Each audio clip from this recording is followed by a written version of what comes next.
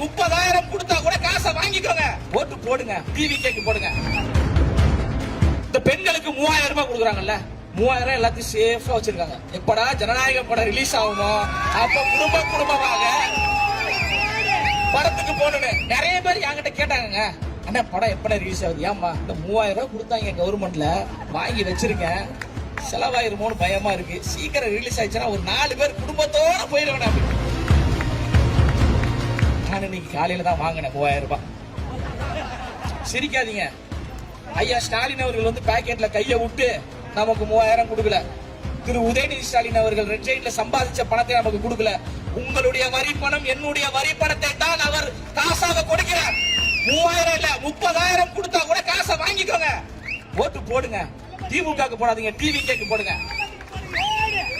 வாய்ப்பு இருந்தா தலைவா, நாளைக்கெல்லாம் வாய்ப்பு இருந்தா கட்சி துண்டோட போயிட்டு ரேஷன் கடையில கியூல நின்று வாங்குங்க தலைவா.